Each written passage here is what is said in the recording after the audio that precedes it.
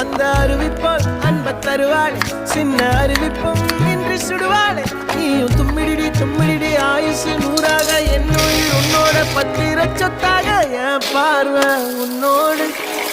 பொம்மை கண்ணோடு பேசாமல் விண்ணோடு நாம் மிதந்து போவோம் காதாரா